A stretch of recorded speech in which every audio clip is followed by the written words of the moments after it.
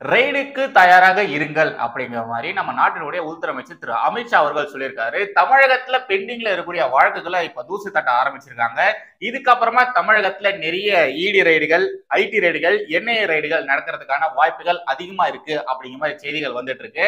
அது குறித்து நாம தெளிவா பார்க்கலாம். அடுத்ததாக தேவையில்லாம பாரத பிரதமரை குறித்து அவதூறு பேசியிருக்காரு நம்ம தமிழக முதலமைச்சர் திரு மு.க.ஸ்டாலின் அவர்கள். நம்மளுடைய அண்ணாமலர்கள் சும்மாவே திமுகவை வெற்றி செய்வாரு. அப்படி இருக்கும் பொழுது பாரத பிரதமரை குறித்து இப்படி அவதூறு பேசினா சும்மா இருப்பாரா? நீங்களே சொல்லுங்க, சும்மா இருப்பாரா? கண்டிப்பா சும்மா இருக்க மாட்டாரு. நம்முடைய திமுகவையும் நம்முடைய தமிழக முதலமைச்சர் ஸ்டாலின் அவர்களையும் வெற்றி செஞ்சிட்டாரு அண்ணாமலை. அது குறித்து பார்க்கலாம். நெக்ஸ்ட் 30 வயசான ஒரு குழந்தைக்கு அண்ணன் திருமாவளவன் அவர்கள் ஒரு பேர் ஒண்ணு வச்சிருக்காரு. இதுல அந்த 30 வயசு குழந்தை மேட்டர் கிடையாது. அந்த 30 வயசு ஜன்மத்துக்கு ஒரு பேர் ஒண்ணு வச்சாரு பாத்தீங்களா, அந்த பேரு தான் மேட்டர். நோ திருமானா இன்னானா இது என்னது இது? 2வது முறையாக தொடர்ந்து எம்பியா இருக்கீங்க, தொகுதி பக்கம் போயிட்டு வேலையை பார்க்காம இப்படி கிரிஞ்சுத்தனமான வேலைகளை பண்ணிட்டு இருக்கீங்களா? அது குறித்து பார்க்கலாம், கொஞ்சம் தெளிவாவே பார்க்கலாம். கடைசியாக சில முக்கியமான துணுக்கு செய்திகள் இருக்கு, அதை பார்த்துட்டு இதோட நம்ம முடிச்சுக்கலாம். சோ வாங்க கண்டென்ட்டுக்குள்ள போயிடலாம். எப்பொழுதும் எதிராசன் வடிவழகு என் இதய தொழுதால் இல்லை எனக்கெதிர் இல்லை எனக்கெதிர் இல்லை எனக்கெதிரே. ஸ்ரீமதே ராமானுஜாய நமஹா. எனதரமை தேசியவாதிகள் அனைவருக்கும் வணக்கம். தமிழகத்துல நாங்க 40க்கு 40 வின் பண்ணிருக்கோம் அப்படி மாதிரிலாம் பயங்கரமா சிரிச்சுக்கிட்டே சுத்திட்டு இருந்தவங்க இப்போ ஒரு 2-3 நாளா மரண பீதியில இருக்காங்க. ஏன்டா நாம இந்த தேர்தலை வின் பண்ணோம் அப்படிங்கிற மாதிரி ஒவ்வொருத்தவங்களும் யோசிச்சுட்டு இருக்காங்க. ஏன்னா நம்முடைய அமித்ஷா அவர்கள் செய்த சம்பவம் அப்படி. அமித்ஷா மாதிரியான ஆட்கள்லாம் பாத்தீங்கன்னா எந்த ஒரு விஷயத்தையுமே சொல்லாமலேயே எதிர்கட்சிகளுக்கு மரண பயத்தை காட்டுவாங்க. அமித்ஷா அவர்கள் இதெல்லாம் செய்ய மாட்டாருப்பா அப்படிங்கிற மாதிரி இவங்க எல்லாருமே நினைச்சிட்டு இருப்பாங்க. ஆனா அமித்ஷா என்ன பண்ணுவாரு, சைலண்டா இறங்கி சம்பவம் பண்ணிட்டு போயிட்டே இருப்பாரு. இப்ப அந்த மனுஷன் நாங்க என்ன செய்ய போறோம் அப்படிங்கிறத செய்யறதுக்கு முன்னாடியே வேற சொல்லிட்டாரு. அதனாலதான் இங்க இருக்கிறவங்க நிறைய பேர் பாத்தீங்கன்னா மரண பயத்துல இருக்காங்க, மரண பீதியில இருக்காங்க. யாரு வருவாங்களோ, எப்போ தூவாங்களோ அப்படிங்கிற ஒரு பதட்ட நிலையிலே இவங்க எல்லாருமே இருக்காங்க. இந்த நியூஸ் கார்டை கொஞ்சம் பாருங்களேன். ரெய்டுக்கு ரெடியா இருங்க, தமிழகத்தில் நிலுவையில் உள்ள 8 வழக்குகளுக்கான நடவடிக்கைகள் வேகப்படுத்த சிபிஐ, அமலாக்கத்துறை மற்றும் தேசிய புலனாய்வு அமைப்புக்கு அமைச்சர் அமித்ஷா உத்தரவு. தமிழகத்தில் போதைப் பொருள், மணல் கொள்ளை தொடர்பான ரெய்டுகள் நடக்க வாய்ப்புண்டு அப்படிங்கிற மாதிரி இப்ப செய்தியிலே இந்த விவகாரம் வந்துடுச்சு. நம்ம தமிழகத்துல இப்போ மிகப்பெரிய அளவுல பேசும் பொருளா இருக்கிற முக்கியமான 3 விவகாரங்கள் என்னென்ன அப்படின்னு வந்து பாத்தீங்கன்னா, 1 சட்ட ஒழுங்கு சீர்கேடுகள், 2வது இந்த மணல் கொள்ளை, 3வது போதைப் பொருள் கடத்தல். இதுல சட்ட ஒழுங்கு விவகாரமானது முழுக்க மாநில கட்டுப்பாட்டுக்குள்ளதா இருக்கு, மாநில அரசினுடைய கட்டுப்பாட்டுக்குள்ளதா இருக்கு. அவங்களுடைய கைக்கு மீறி பல அசம்பாவிதங்கள் தொடர்ந்து நடக்கும் பொழுது மட்டும்தான் மத்திய அரசு களத்துல இறங்க அவங்க அந்த விஷயத்த கையில் எடுப்பாங்க. சோ அந்த விவகாரத்துல, அதாவது இந்த சட்ட ஒழுங்கு விவகாரத்துல இப்போதைக்கு மத்திய அரசுடைய தலையீடு இருக்காது. ஆனா மணல் கொள்ளை, போதைப் பொருள் கடத்தல், இது போன்ற விஷயங்களா இருக்கு இல்லையா, இது எல்லாமே வேற லெவல் மேட்ரு. நாங்க வரப்போறோம், நாங்க வந்து இவங்களெல்லாம் இன்வெஸ்டிகேஷன் பண்ண போறோம் அப்படிங்கிற மாதிரி எந்த விதமான இன்ஃபர்மேஷன்ஸும் மத்திய அரசு மாநில அரசு கிட்ட சொல்லாது. எல்லா ஆதாரங்களும் அவங்க எடுத்ததுக்கு அப்புறமா அவங்க வருவாங்க, வந்து அலைக்கா தூக்கிட்டு போயிட்டே இருப்பாங்க. எப்படி முன்னாள் அமைச்சர் செந்தில் பாலாஜி அவர்களுக்கு நடந்ததோ அதே மாதிரி. இப்போ இந்த செய்தியில வந்த மேட்ரு என்னன்னா, இங்க சைட்ல அந்த ஆர்டிகல் போடுற, தயவு செய்து பாருங்க. கடந்த வாரம் உள்துறை அமைச்சர் அமித்ஷா தலைமையில் ஒரு முக்கிய கூட்டம் நடந்தது. இதில் சிபிஐ, அமலாக்கத்துறை, தேசிய புலனாய்வு அமைப்பு தலைவர்கள் என பலர் பங்கேற்றனர். நாடு முழுவதும் ஒவ்வொரு அமைப்பின் கீழும் எத்தனை வழக்குகள் நிலுவையில் உள்ளன, அடுத்த கட்ட நடவடிக்கைகள் என்ன என்பது குறித்து ஆலோசனை நடத்தப்பட்டது. அனைத்து வழக்குகளும் குறித்தும் சிபிஐ, அமலாக்கத்துறை மற்றும் தேசிய புலனாய்வு அமைப்பு ஆகிய 3ம் தனித்தனியாக ஒரு அட்டவணையை அமைச்சரிடம் அளித்தனர். அவற்றில் நிலுவையில் உள்ள வழக்குகள் குறித்த அனைத்து விவரங்களும் இருந்தன. தமிழகத்திலிருந்து 8 வழக்குகள் நிலுவையில் உள்ளதாம். தமிழகத்துல மட்டும் கிட்டத்தட்ட 8 வழக்குகள் பெண்டிங்ல இருக்குதாமா. அனைத்தையும் பார்த்த அமித்ஷா எந்த ஒரு வழக்கையும் தாமதம் செய்ய வேண்டாம், அடுத்த கட்ட நடவடிக்கை தொடருங்கள் என உத்தரவிட்டாராம். நிதி அமைச்சகத்திற்கு கீழ் அமலாக்கத்துறை வந்தாலும் வெளிநாட்டு பண விவகாரம் இருந்தால் அதில் உள்துறை அமைச்சகமும் சம்பந்தப்பட்டுள்ளது என்பதால் அமலாக்கத்துறை இயக்குனர் இந்த ஆலோசனையில் பங்கேற்றார். தனி பெரும்பான்மை கிடைக்காததால் அரசியல் தொடர்பான வழக்குகளில் பாஜக அவசரப்படாது என ஒரு கருத்து நிலவியது. அதை பொய்ப்பிக்கும் வகையில் அமித்ஷா உத்தரவிட்டுள்ளாராம். தமிழகத்தை பொறுத்தவரை போதைப் பொருள் விவகாரம், மணல் கொள்ளை என அரசியல்வாதிகளுக்கு எதிராக உள்ள அனைத்து வழக்குகளும் இனி வேகம் எடுக்கும் ஒரு சில ரெய்டுகளும் நடக்க வாய்ப்பு உள்ளதாக சொல்லப்படுகிறது. நிதிஷ்குமார் வந்துருவாரு, சந்திரபாபு நாயுடு வந்துருவாரு, பாஜகவுடைய இந்த கவர்மெண்ட் ஒரு மைனாரிட்டி கவர்மெண்ட் அப்படிங்கிற மாதிரிலாம் சொல்லிட்டு இருந்தாங்க. இப்ப பாருங்க, எல்லாருமே வாயிலையும் வயிற்றுலயும் அடிச்சுக்கிறாங்க. இதுக்கு நடுவுல 2G விவகாரம் இருக்கு இல்லையா, அதை நாங்க தூசி தட்ட போறோம் அப்படிங்கிற மாதிரி தேர்தலுக்கு முன்னாடியே வேற சொல்லிட்டாங்க. அந்த 2G விவகாரமானது என்ன ஆக போகுது, திமுக எம்பி கனிமொழி அவர்கள் மற்றும் திமுக எம்பி ஆர் ராசா அவர்கள் என்ன ஆக போறாங்க அப்படிங்கிறத பொறுமையா பொறுத்திருந்து பார்க்கலாம். அடுத்ததாக நம்முடைய திமுக இந்த மக்களவை தேர்தலில் தமிழகத்துல ஃபுல் ஸ்வீப் பண்ணிட்டாங்க. 40க்கு 40 அவங்க தான் வின் பண்ணாங்க. இந்த 40க்கு 40 வின் பண்ணதுக்கு அப்புறமா திமுக காரங்களுடைய பேச்சுல பாத்தீங்கன்னா ஏகப்பட்ட திமிருகள் ஆணவங்கள்லாம் இருந்தது. தொடர்ந்து எல்லாருமே பயங்கர ஆணவத்தோட தான் பேசிட்டு இருந்தாங்க. சரி, ஊபிஸ்கள் தான் இப்படி பேசிட்டு இருக்காங்க, திமுக நிர்வாகிகள் இது மாதிரிலாம் பேச மாட்டாங்கன்னு நாம நினைச்சா திமுக நிர்வாகிகளும் அப்படிதான் பேசுறாங்க. சரி, திமுக நிர்வாகிகள், திமுக மூத்த நிர்வாகிகள் இப்படி பேசுறாங்க. ஆனா நம்முடைய தமிழக முதலமைச்சர் திரு மு க ஸ்டாலின் அவர்கள், திமுக தலைவரான திரு மு க ஸ்டாலின் அவர்கள் இப்படி எல்லாம் பேச மாட்டாரு அப்படிங்கிற மாதிரி நாம நினைச்சோம். பட் நம்முடைய தமிழக முதலமைச்சர் திமுக தலைவர் திரு மு க ஸ்டாலின் அவர்களும் அப்படிதான் பேசுறாரு. முதலமைச்சர் திரு மு க ஸ்டாலின் அவர்கள் பேசினதுக்கு உடனடியாக தமிழக பாஜக தலைவர் திரு அண்ணாமலை அவர்கள் பதிலடி கொடுத்திருக்காரு. சாதாரணமா பதிலடி கொடுக்கலங்க, திமுகவையும் தமிழக முதலமைச்சர் திரு மு க ஸ்டாலின் அவர்களையும் பங்கமா கலாச்சி அவர் பதிலடி கொடுத்திருக்காரு. இங்க ஒரு குட்டி கிளிப்பிங் போடுற, தயவுசெய்து பாருங்க. அதுக்கப்புறமா நாம நம்மளுடைய கருத்துக்களை பார்க்கலாம். நடந்த திமுக முப்பெரும் விழாவில் பிரதமர் மோடி பற்றியும் பாஜக கூட்டணி பற்றியும் முதல்வர் ஸ்டாலின் பேசியிருந்தார். குறிப்பாக பார்லிமெண்டில் அரசியலமைப்பு சட்ட புத்தகத்துக்கு மோடி தலைவணங்கி மரியாதை செலுத்தியது பற்றி ஸ்டாலின் விமர்சனம் செய்தார். இதற்கு மோடி சம்பந்தப்பட்ட போட்டோக்களை வெளியிட்டு ஸ்டாலினுக்கு அண்ணாமலை பதிலடி கொடுத்துள்ளார். அவரது அறிக்கை: திமுக தனது நிர்வாக தோல்வி, ஆட்சி தோல்வியை மூடி மறைக்க மக்களுக்கு துளியும் தேவையில்லாத விஷயங்களை கொண்டாடுவது வழக்கம். அப்படி நடந்ததுதான் திமுகவின் முப்பெரும் விழா. முதல்வர் ஸ்டாலின் துண்டு சீட்டில் எழுதி கொடுத்ததை அப்படியே பேசியிருக்கிறார். அதில் இருப்பது சரியான தகவல்தானா என்பதை கூட அவர் உறுதி செய்யவில்லை. பிரதமர் மோடிக்கு இப்போதுதான் அரசியலமைப்பு சட்ட புத்தகம் நினைவுக்கு வந்திருக்கிறது. இண்டி கூட்டணியின் வெற்றிதான் மோடியை அரசியலமைப்பு புத்தகத்துக்கு தலைவணங்க வைத்தது என்று ஸ்டாலின் சொல்லியிருக்கிறார். அவருக்கு ஒரு விஷயத்தை நினைவுபடுத்த விரும்புகிறேன். குஜராத் முதல்வராக இருந்தபோதே அரசியலமைப்பு சட்ட புத்தகத்துக்கு மோடி மரியாதை செலுத்தி வருவதை வழக்கத்தில் வைத்துள்ளார். ஆனால் ஏதோ இப்போதுதான் மோடி அரசியலமைப்பு புத்தகத்துக்கு மரியாதை செலுத்துவது போலவும் இண்டி கூட்டணிதான் அதை செய்ய வைத்தது என்றும் ஸ்டாலின் சொல்வது வேடிக்கை. திமுக அங்கம் வகிக்கும் இண்டி கூட்டணி ஒரு சந்தர்ப்பவாத கூட்டணி, வாரிசு அரசியல், ஊழல் ஆட்சி செய்யும் ஒரு கூட்டணி. பாஜக தனியாகவே 240 தொகுதிகளில் வென்றுள்ளது. ஆனால் இண்டி கூட்டணியில் 13 கட்சிகள் சேர்ந்து வென்ற தொகுதிகள் பாஜகவை நெருங்கவில்லை. போகாத ஊருக்கு வழி தேடுவது போல் என்று ஒரு பழமொழி உண்டு. அதே மாதிரி வழியில்லாத ஒரு உலகத்தில்தான் ஸ்டாலின் இருக்கிறார். குற்றவாளிகளை வீதியில் நடமாட வைத்துவிட்டு சோசியல் மீடியாவில் பதிவு போட்டவர்களை எல்லாம் நள்ளிரவில் கைது செய்தது திமுக தான். இதன் மூலம் அரசியலமைப்பு சட்டத்தை முற்றிலும் புறக்கணித்த முதல்வர் ஸ்டாலின் மக்களின் கோரிக்கையை நிறைவேற்றுவதில் ஸ்டாலினுக்கு துளியும் அக்கறை இல்லை. கொண்டாடுவதற்கு புதிய காரணத்தை தேடுவதற்கு பதில் மக்கள் பணி செய்தால் சிறப்பாக இருக்கும் என்று அண்ணாமலை கூறினார். இதை விட திமுகவை வேற யாராலும் அசிங்கப்படுத்தவே முடியாது. அது எவ்வளவு நாசுக்கா அசிங்கப்படுத்துறாரு பாருங்க. சட்ட புத்தகம் இது குறித்துலாம் நீங்க பேசலாமா? இங்க சாதாரணமா ட்வீட்டு, பேஸ்புக்ல போஸ்ட் போட்டாலே நீங்க கைது செய்யறீங்க, நீங்க சட்ட புத்தகத்தை குறித்து எல்லாம் பேசலாமா அப்படிங்கிற மாதிரிலாம் நம்முடைய அண்ணாமலை சொல்லியிருக்காரு.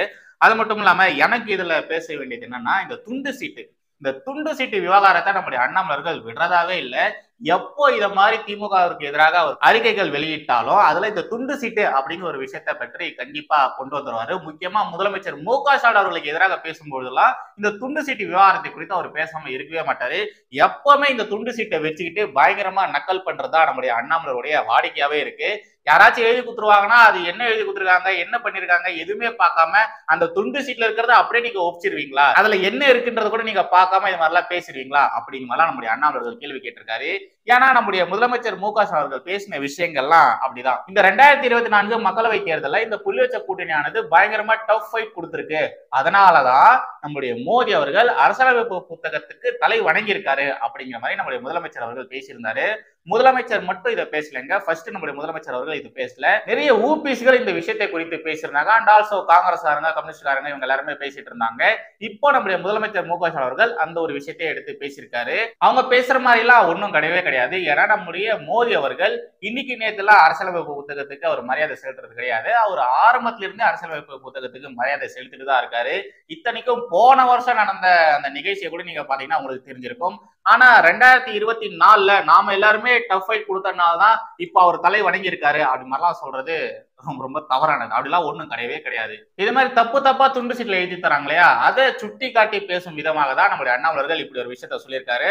அதுவும் அந்த போட்டோஸ் எல்லாம் போட்டு 2014 2019 அந்த டைம்ல எல்லாம் மோடி அவர்கள் அரசியலமைப்பு புத்தகத்துக்கு மரியாதை செலுத்தியிருப்பார் இல்லையா, அந்த புகைப்படத்தை எல்லாம் போட்டு நம்முடைய அண்ணாமலர்கள் பதிலடி கொடுத்திருக்காரு. உண்மையாலே எங்க யாரு முதலமைச்சர் அவர்களுக்கு இது மாதிரி எல்லாம் எழுதி தராங்கன்னு தெரியல. தயவு செய்து எழுதி தரவங்க கொஞ்சம் ரிசர்ச் பண்ணுங்க, பேசிக்கான ரிசர்ச் பண்ணி எழுதி கொடுத்தீங்கன்னா நல்லா இருக்கும். ஏன்னா அவரு முதலமைச்சர், ஒரு மாநிலத்துடைய முதலமைச்சர். அவர் பேசக்கூடிய விஷயங்கள் 100% சரியா இருக்கணும், அதுல கொஞ்சம் கூட தப்பே இருக்கக்கூடாது, எரரே இருக்கக்கூடாது. ஆனா நம்முடைய முதலமைச்சர் அவர்கள் பேசக்கூடிய நிறைய விஷயங்கள் பாத்தீங்கன்னா ஏகப்பட்ட எரர் இருக்கு. நிகழ்காலத்துல நடந்த விஷயத்த கூட கொஞ்சம் தப்பாதான் மாத்தி எழுதி கொடுக்குறாங்க போல. அவர் மேடையில் கூட அதே மாதிரி தான் பேசிட்டு வந்துட்டு இருக்காரு. தயவு செய்து கொஞ்சம் கிரவுண்ட் ரிசர்ச் கூட வேண்டாங்க. ஜஸ்ட் நீங்க கூகுள்ல டைப் பண்ணி பார்த்தாலே உங்களுக்கான அந்த ஆதாரங்கள் எல்லாமே கிடைச்சிரும். ஆனாலும் ஏன் இது மாதிரிலாம் எழுதி கொடுக்குறீங்கன்னு தெரியல. ஒரு மாநிலத்துடைய முதலமைச்சர் இது மாதிரி தவறான விஷயங்களை மேடையில பேசினார்னா அது எந்த அளவு இம்பாக்டை கிரியேட் பண்ணும் அப்படிங்கிறது யோசிக்காம ஏன் இது மாதிரிலாம் எழுதி தராங்கன்னு தெரியல. அந்த ஒரு விஷயத்தையுமே நம்முடைய அண்ணாமலர்கள் நாசுக்கா சொல்லியிருக்காரு. நெக்ஸ்ட் பார்க்க போற சம்பவம் ரொம்ப ரொம்ப விசித்திரமான சம்பவம். இந்த காலகட்டத்திலும் இப்படிப்பட்ட ஆட்கள் இருக்காங்களா அப்படிங்கிற மாதிரி ரொம்ப நேரம் சிந்திக்க வச்ச ஒரு சம்பவம் தான் இது. நம்மளுடைய அண்ணன் திருமாவளவன் அவர்கள் ஒரு கார்ல உட்காந்துட்டு இருக்காரு. அந்த கார் மூவ் ஆயிட்டு தான் இருக்கு. அப்போ 2 குட்டி சீட்டாஸ் என்ன பண்ணுது, அந்த கார் ஜன்னல் இருக்கு இல்லையா, அந்த விண்டோ அதுல உள்ள வந்துட்டு தலையை எட்டி பார்த்துட்டு அப்படியே தூங்கினே ஓடி வருது. அண்ணன் இவனுக்கு கொஞ்சம் பேரு வைங்கண்ணே, இவனுக்கு ஒரு பேரு வைங்கண்ணே அப்படிங்கிற மாதிரி அந்த 2 குட்டி சீட்டால ஒரு சீட்டா வந்து சொல்லுது. அதுக்கு நம்முடைய அண்ணன் திருமாவளவன் அவர்கள் ஒரு பேர் வச்சாரு பாருங்க. உண்மையாலேங்க அந்த பேர்லாம் அவர் எப்படி யோசிச்சாருன்னு தெரியல, அப்படி ஒரு பேரை வச்சிருக்காரு. இதுல பியூட்டி என்னன்னா, இந்த வீடியோவை எடுக்கிறதே அண்ணன் திருமாவளவன் அவர்கள் தான். ஆமாங்க, இந்த வீடியோவை எடுக்கிறதே அண்ணன் திருமாவளவன் அவர்கள் தான். இங்க சைட்ல அந்த குட்டி கிளிப்பிங் போடுற பாருங்க. அண்ணன்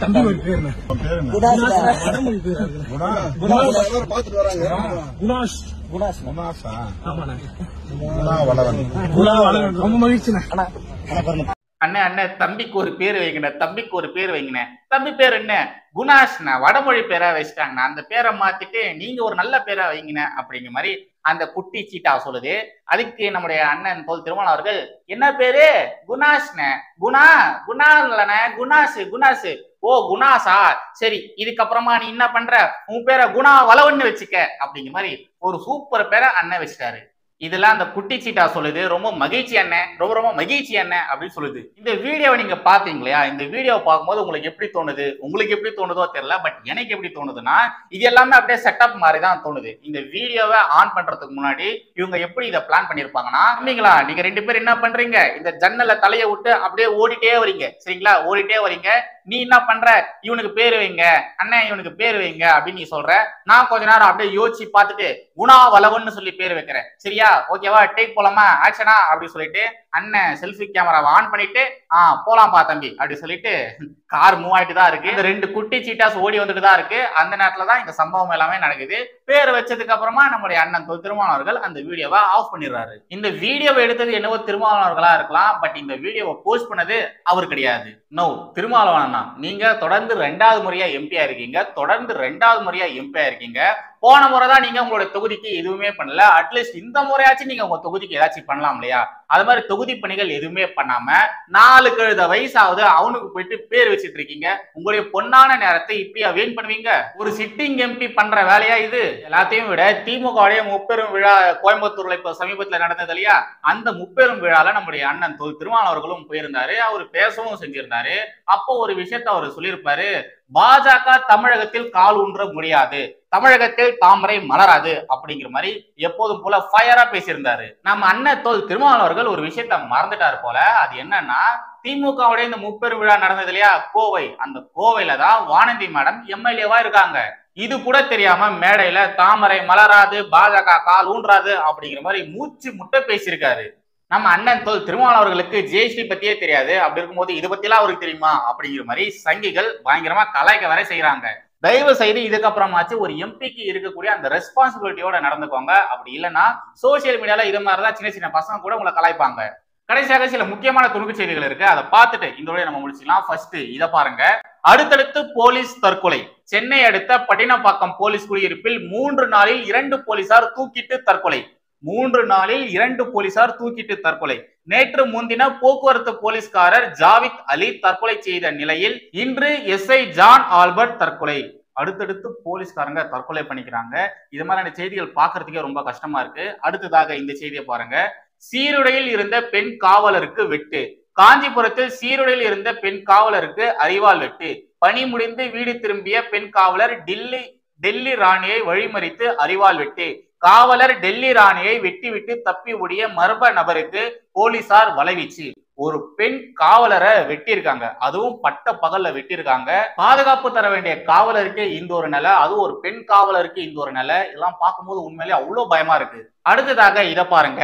குடிநீரை நிறுத்திய திரிணாமுல் அரசு. மேற்கு வங்கத்தின் அசன்சோல் மக்களவை தொகுதியின் கீழ் வரும் குல்தி சட்டமன்ற தொகுதியில் பாஜக வேட்பாளர் சுரேந்திரஜித் சிங் அலுவாலியா திரிணாமுல் காங்கிரஸ் வேட்பாளர் சத்ருகன் சின்ஹாவை விட 15,000 வாக்குகள் முன்னணியில் இருந்ததால் தேர்தல் முடிவுகளுக்கு பிறகு அப்பகுதியில் குடிநீர் சேவை நிறுத்தப்பட்டுள்ளதாக புகார். மக்கள் சாலையை மறித்து போராட்டத்தில் ஈடுபட்டதால் பரபரப்பு. அதாவது மம்தா அவர்கள் ஆள்கிற மாநிலத்துல இப்பேற்பட்ட ஒரு கேவலமான ஒரு விஷயம் நடந்திருக்கு.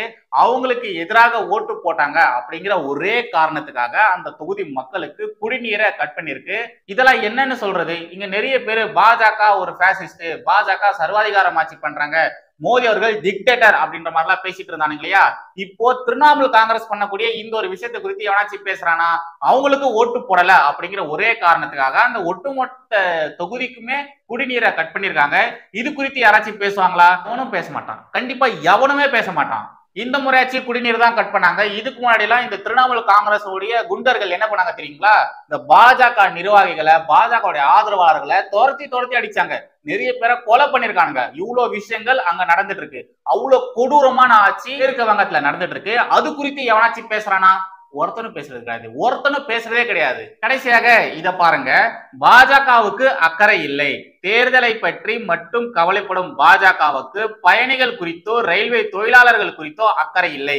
மேற்கு வங்கத்தில் ரயில் விபத்தை சுட்டி காட்டி அம்மாநில முதல்வர் மம்தா விமர்சனம். இதெல்லாம் சொல்றதுக்கு இவங்களுக்கு தகுதி இருக்குதா? அவங்களுக்கு ஓட்டு போடல அப்படின்ற ஒரே காரணத்துக்காக குடிநீரை கட் பண்ணிருக்காங்க. இவங்களுக்கு இது குறித்து எல்லாம் பேசுறதுக்கு தகுதி இருக்கா? சொல்லுங்க, நீங்களே மனசாட்சி தொட்டு சொல்லுங்க. இவங்க எல்லாம் இதை பத்தி எல்லாம் பேசலாமா? அவ்வளவுதாங்க இன்னைக்கான கண்டென்ட். மறுபடியும் அடுத்த ஒரு வீடியோல சந்திக்கிறேன். ஜெய் ஹிந்த், வந்தே மாதரம்.